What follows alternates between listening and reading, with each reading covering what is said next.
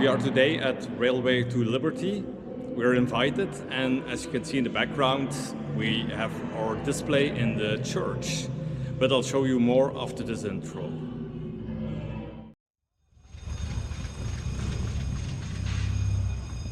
Before I show you our displays in the church, I want to show you something unique. For the first time in 5 years, the organization has opened this underground World War II air raid shelter to the public.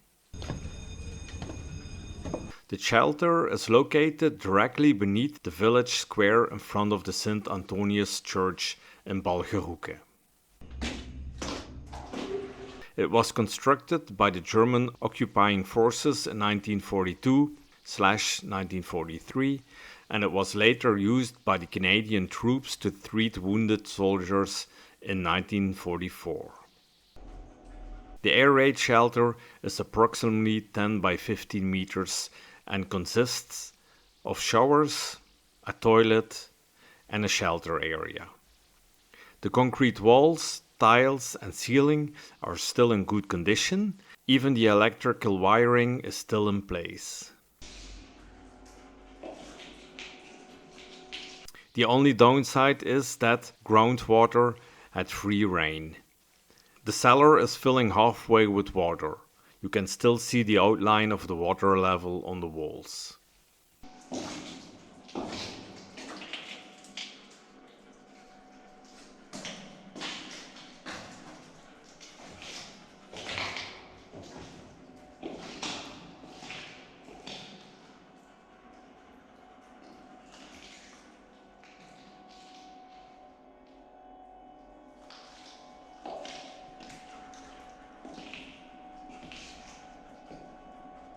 And present in every room are these hooks, probably for benches.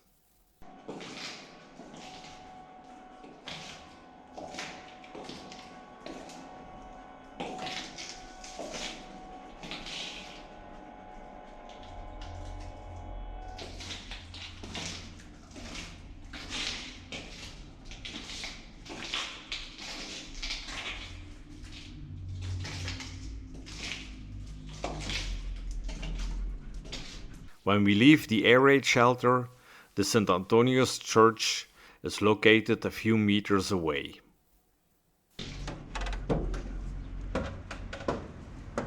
Which has been set up as a German hospital this weekend. Certainly already standing out due to the BMW R71 motorcycle with sidecar in front of the church door.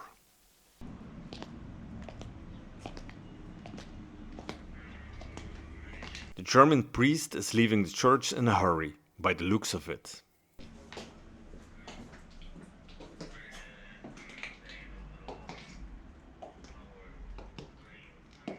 Here in the church, Reenactment group Sanitätsabteilung 352 has set up a German field hospital.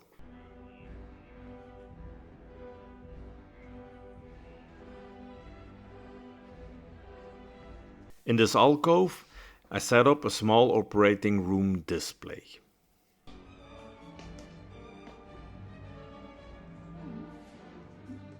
However, this beautiful church has been through a great deal during the two world wars. In November 1918, the church, with the church tower being used as an observation post by the Germans, was blown up by the liberators. On May 24, 1940, Belgian patrols decided to set the parish on fire in the evening. Mines were placed in the church tower and they blew it up to clear the field of fire.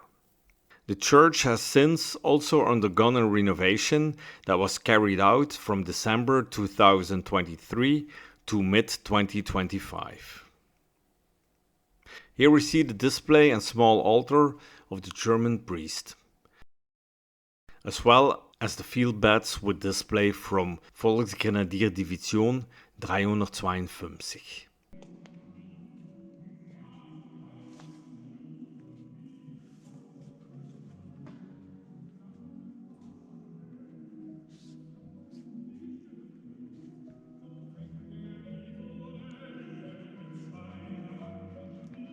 A wounded German soldier with a gunshot wound to the shoulder hopes for a speedy recovery.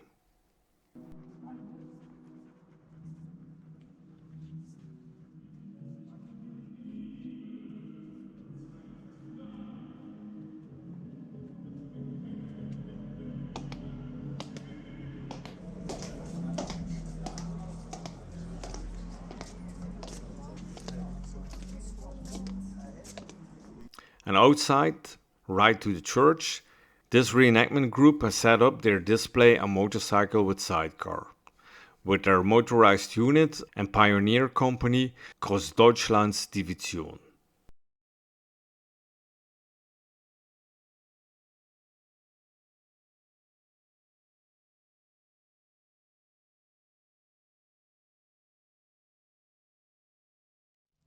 Now we're on our way to the beautiful Luftwaffe displays of reenactment group Die Field Division Jungs. They depict the 18th Field Division, Luftwaffe ground troops formed after the bombing of factories in Germany. They consisted of factory personnel and were deployed as reconnaissance units and were often equipped as bicycle units.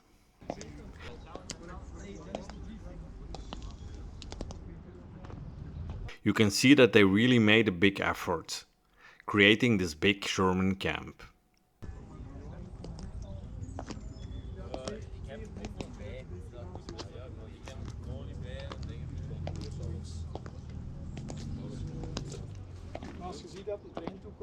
There is just too much to see, and I really love this collection of German bikes.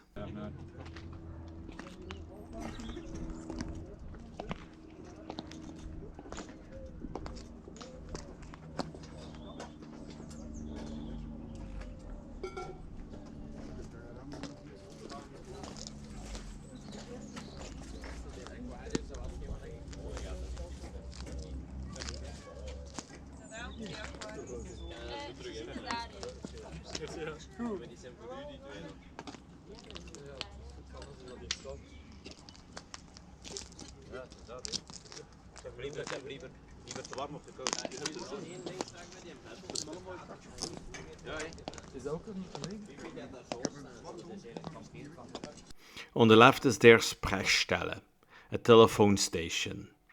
This included military telephone and radio equipment used for communication between different units, vehicles, or command points.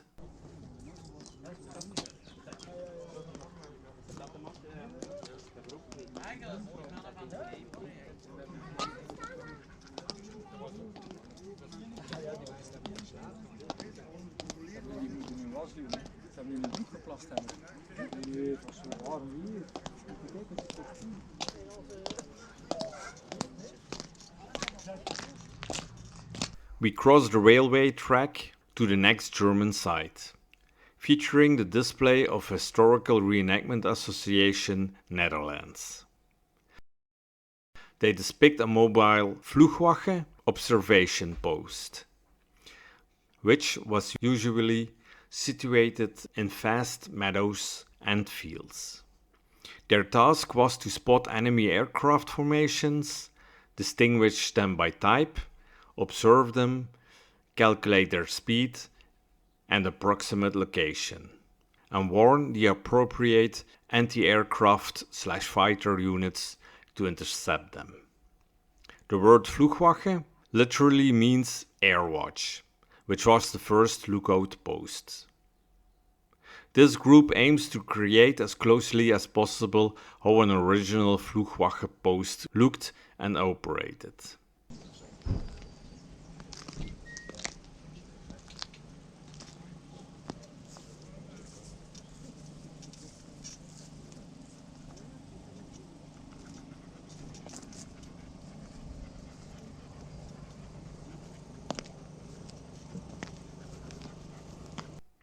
And here at the end of the terrain, reenactment group the Glückhafte Division has set up the displays and vehicles.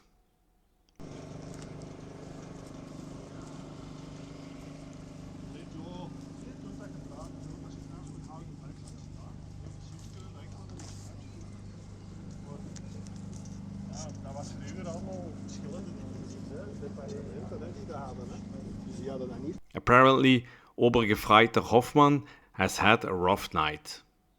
Or maybe day, because it's very hot this weekend.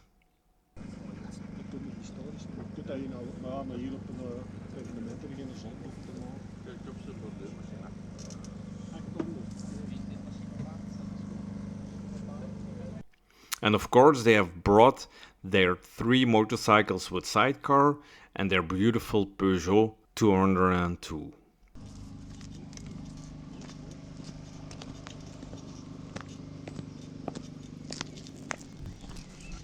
The last display on this site is the Wehrmeldeamt, a military registration office of Reenactment Group 277 Volks-Grenadier-Division. This office was a local administrative office in World War II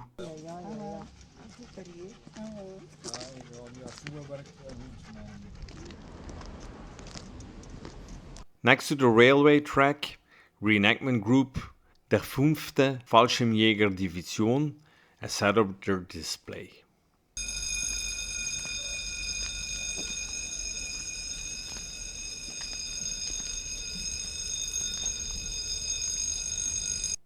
And we are just in time to witness a passing train. At this event, visitors also have the chance to travel on a number of trains. However, due to the warm weather, I decided not to sit on a train with my dog Reinhard. He already struggles to walk in this weather.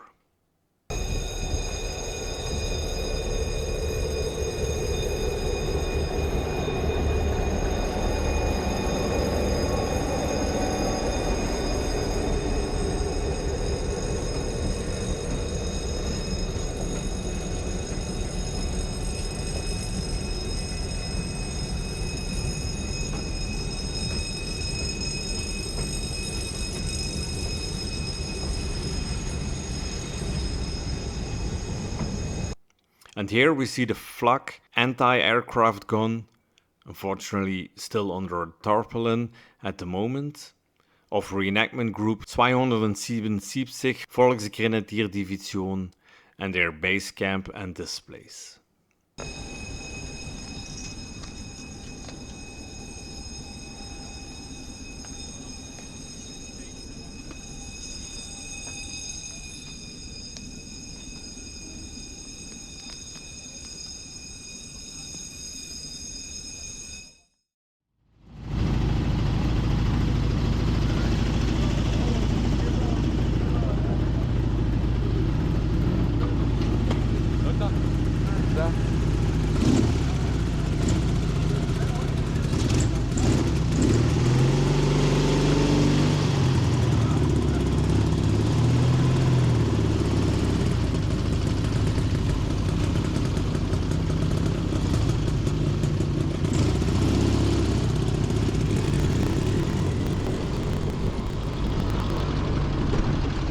Because it's almost 30 degrees now, and Reinhard will be too hot if he walks in the sun, well, even I in my wool uniform, we've decided to drive to the Allied site and film the displays as I drive past.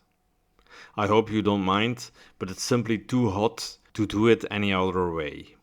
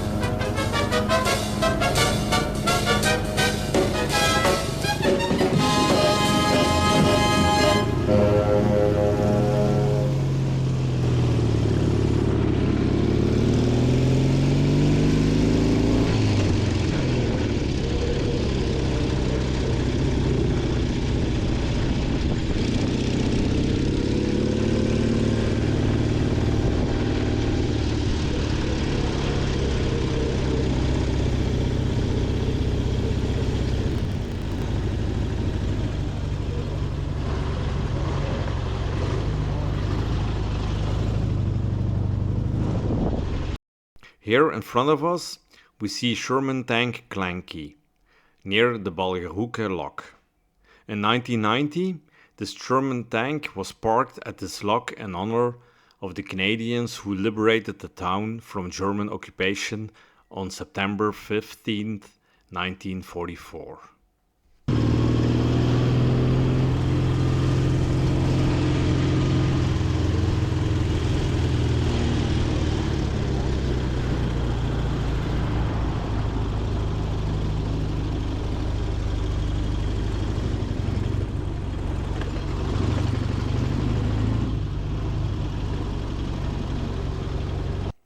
This was really a wonderful event, and I want to thank the organization for the invitation and the beautiful location, yes, the church of course, which we were allowed to use for our displays. So I just have to say this, bis zum nächsten Mal. Tschüss. Thanks for watching. Please like, subscribe and hit the bell button.